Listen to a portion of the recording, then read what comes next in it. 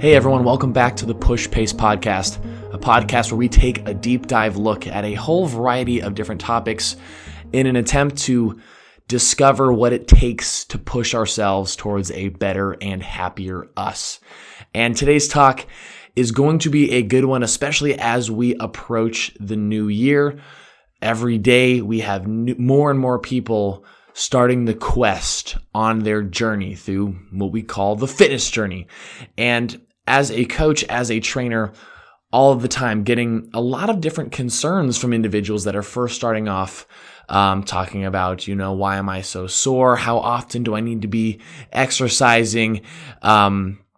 Just a whole variety of essentially like concerns that people have when they first start off on their fitness journeys that I want to help put at ease, essentially for those that are just getting into things, whether you've been doing it for maybe a couple days, couple months, couple weeks, whatever it might be. Essentially put your mind at ease knowing that you're probably on the right track. Probably, okay? So we'll talk about those. And then for the rest of us that are more of, might be, into our fitness journey for a couple years now, this is going to be a nice bit of a reflection on sort of those feelings that we all feel when we first start off our fitness journeys.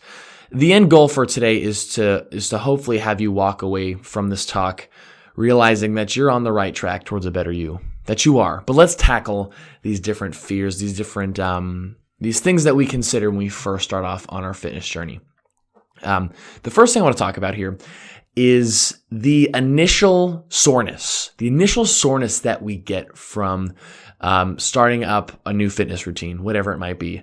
And I like to think back to when I first went from, after rowing for 4 years competitively through collegiate rowing, switching from that to almost strictly weight training, which was like weight training like 4 or 5 days a week, going from essentially what's power endurance, cardiovascular endurance to just strictly weight training.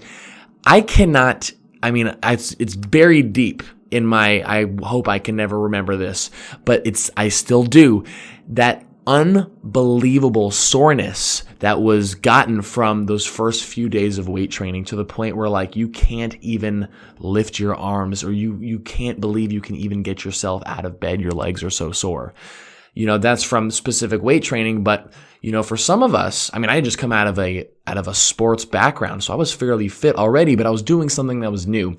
For a lot of us that are getting into our fitness journeys, some of us have been out, like haven't done anything for a couple years, couple decades even, or, we might have done like fitness stuff in the past back in our, early adulthood, and then took a few years or decades off and are trying to get back into it, whatever the scenario might be.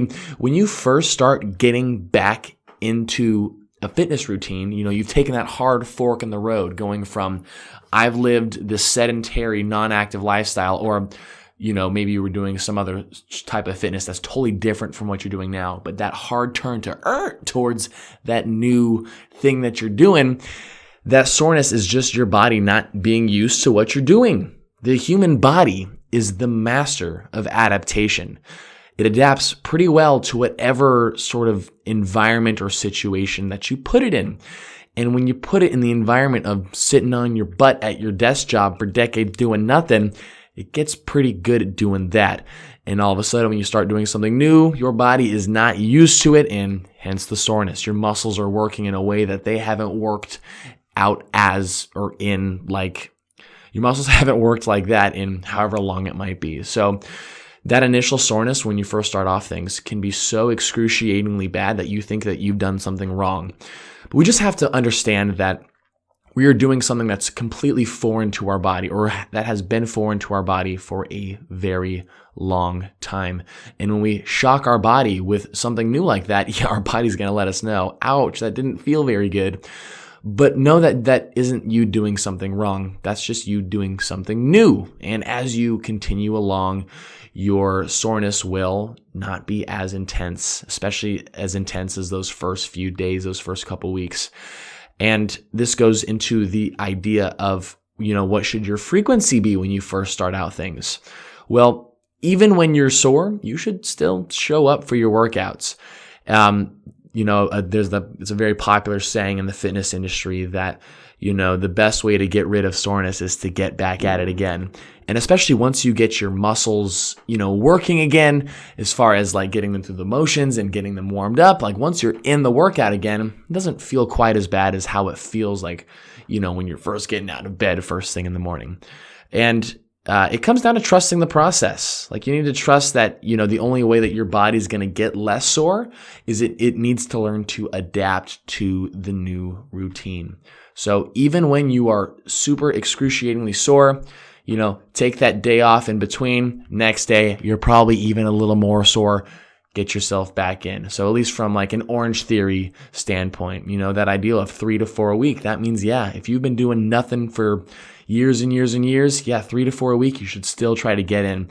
And your body's only going to let you do as much as it possibly can. When you're really, really sore those first initial times, there's only so much you can do, but getting your body used to those motions, you're causing that adaptation towards a healthier, fitter you. So don't be scared of that soreness. Don't think that you did something wrong. In fact, you're doing things right.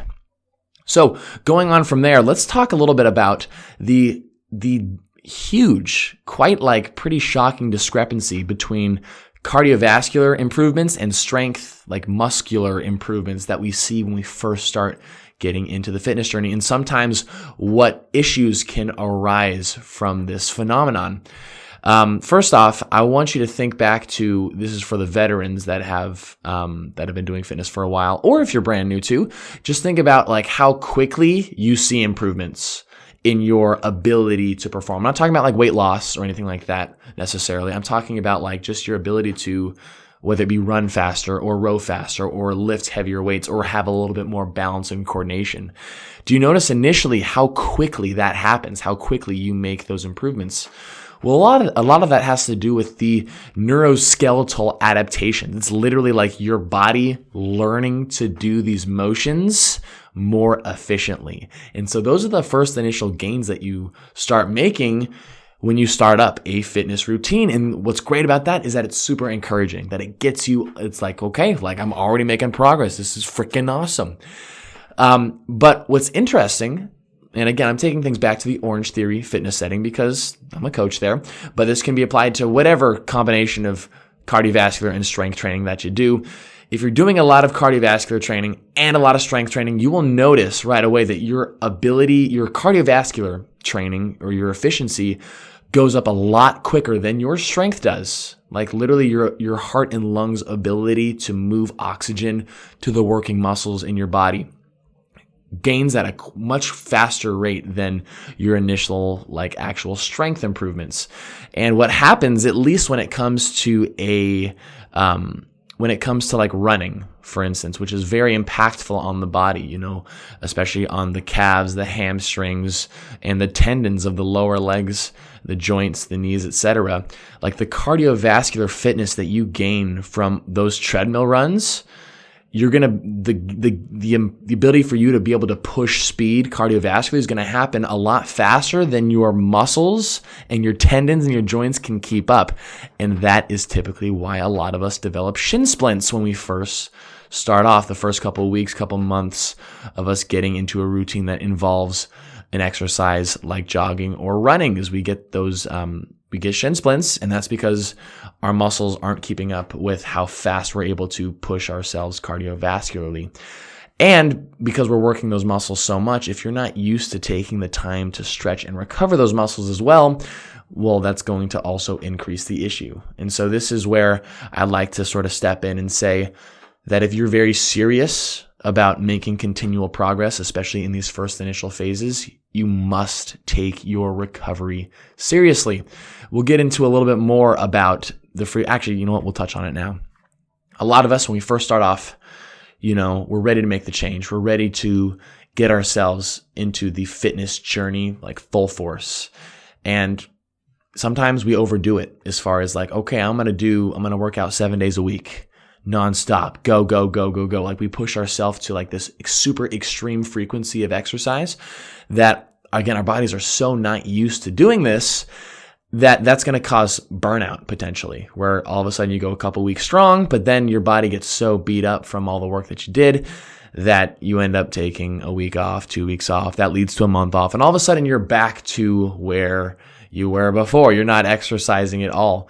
So it's important that we give our body the stimulus of exercise, but it's extremely important that we take the extra time to warm up our body before workouts and to lengthen out our muscles with static stretching after workouts. Even better, adding in things like myofascial release with things like foam rolling, which you can do before and after workouts. That plus taking your days off in between your very intense workouts is essential. Why? I'll tell you at the very end. One key thing that we all have to keep in mind, and I've touched on it before, but we'll get to it. So the issue, again, with that cardio and strength improvements, be very mindful that because your cardiovascular fitness improves so quickly, when you're doing wear and tear cardiovascular exercise such as running, you need to take extra care of those muscles before and after workouts. With non-impact exercises such as cycling and rowing, though, we don't see these issues as much, but especially with something like rowing, got to make sure our form is in check as we accumulate the meters, as we accumulate the volume of rowing workouts. If our posture, for instance, how we sit is not correct, that's going to be some wear and tear on your lower back. Or if you're pulling yourself up with your foot straps using your hip muscles instead of using your core to tilt forward. Things like that. So it becomes a little bit less about necessarily like a lot of extra intensive pre and post workout muscle recovery, more about like, again, keeping good form. Not to say that you don't need to have good form when running as well, but again, just something to keep in mind. Now, the big topic, the big thing that I see talked about all the time and a big concern a lot of us have when we first start off. You've been going hard for a month. You've done your 4 workouts a week. Super just on it, making improvements, feeling a lot better. But the scale hasn't changed. You haven't lost a single pound. Coach Austin, what's going on? Why haven't I lost a single pound? Well, there's a couple things to consider. First off, if you'd been doing nothing for a very long time and you're starting off a combination HIIT style workouts with strength and conditioning and cardiovascular exercise as well, you're going to be losing fat and building muscle at the same time. And we know that muscle weighs a lot more than fat does. And so in those initial stages, especially, even with the high intensity of the exercise, you are changing your body's composition initially quite a bit. Again, gaining muscle and losing fat. And because of that ratio, the gaining of muscle, the losing of fat, as far as the overall number on the scale goes, you might not see that budge very much when you first start out.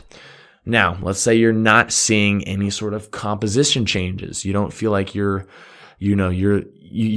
pant size hasn't changed. A lot of people are like, I haven't lost a pound, but I'm down 2 pant sizes. Well, shoot, that's amazing. Like, do you see where the ridiculousness of that kind of comes from? But some people are like, okay, I haven't changed pant size and I'm exercising a lot. Like, what's going on?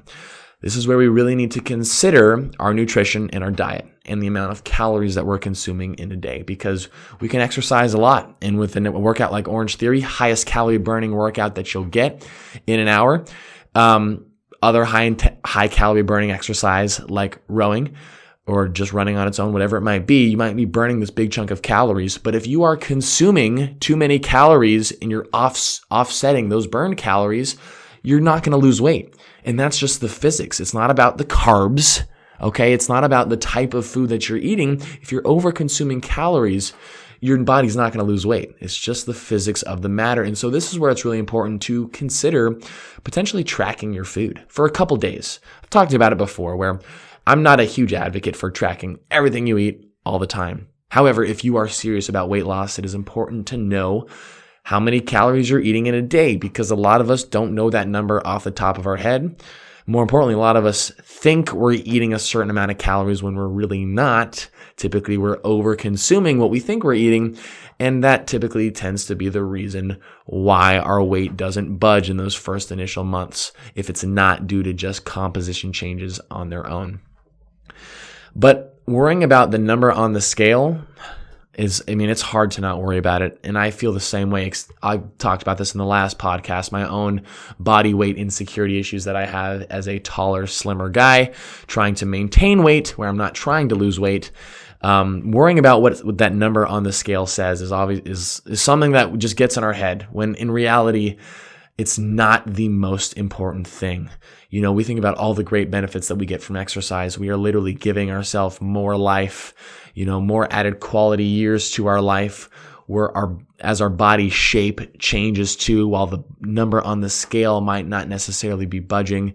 The amount of clarity we have and energy we have during our days, like those are the things that's like life-changing stuff that really should overpower that, whatever that little number says on the scale. It's tough to not worry about it. I'm working on it, and I encourage you to try to work on it too and focus on those other positives, all the other great benefits that you are feeling from your workout routine. And this leads into the final point of discussion that I mentioned earlier about how the secret to why you need to be managing your frequency when it comes to exercise and you don't want to cause that burnout. And I preach about it all the time. We have to understand that our fitness journey starts from now, if it hasn't already started yet, from now until the day you die. And for all of us, it's just decades upon decades upon decades. Some of us, 4 times the number, like for me, 25. Like I have 4 more lives to live. If you're 50, you still have a whole another life to live from the years that you've got now. Modern medicine is the rate at which, the technology and, medical advances are going. Like who knows how long we're going to live. We don't just hit our goal and then just stop, because again, the master of adaptation, that is the human body. You stop working out, you sit on your butt again, your body's going to get real used to sitting on your butt again. But if you stay consistent with your fitness, well, guess what? Your body gets real good at being fit and staying consistent with your fitness and helping you balance your hormones and your eating habits and making you just feel good all the freaking time. So when you're first initially starting out on your journey, you might think you want to just do everything to the absolute max. But just know, take your time, take your rest days as you need them. Be smart. Don't let yourself take a full week or 2 weeks off.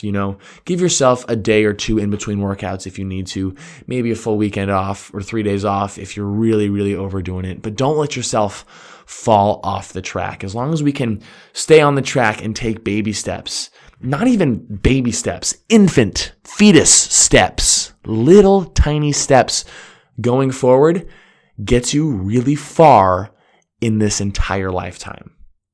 You see what I mean there? Like with the decades upon decades, if you're taking fetus steps, you're going to get there down the road, because you're not, if you're in this for the short term, you're going to lose, because you're going to get to where you want to, you might get to where you want to be. And then what happens? You just stop, and that's no fun. You don't want to burn out. You don't want to stop. You've started your fitness journey because you don't want to be the old you. You took that hard fork in the road towards becoming a better and happier you. And that takes discipline, but most importantly, that takes consistency, trusting in the process, trusting in the patience, the ultimate patience that it takes to really see the results that we're looking for. I'd like to remind you, if you're someone who'd been out of it for decades, 5, 10 years, 15, 20 years, the audacity of thinking that you could just sit on your butt for 20 years and then all of a sudden completely change all of that in 1, 2, or 3 months is wild and very unrealistic. It took a long time for you to get as out of shape as you might have become. It's going to take some time to get back to things. But luckily, you're in this for your whole life, so that's not a worry, is it? Guys, I hope this talk could help you out a little bit. Hope ease maybe some crazy thoughts that you might have been having if you were doing things right. Maybe for some of us thinking back to, I remember being unbelievably crazy sore those first couple weeks. If you made it to the end of the talk, I just want to say thank you so much for listening. These podcasts really, they put me out of my comfort zone. It's hard to, for me, I'm so used to being able to jump cut videos. Kind of just sitting here and talking casually is something I'm working on, and I would appreciate any feedback you have to give. Leave a review and let me know, one thing you want me to change, one thing you want me to improve on, or maybe a topic you want me to discuss. I just want to make this an amazing experience for all of us. So please let me know. Please rate the podcast. Let me know your honest thoughts so I can help make this better for you, for us. Thank you so much for listening. And I will see you guys in the next Push Pace podcast. Have a wonderful week. See you soon.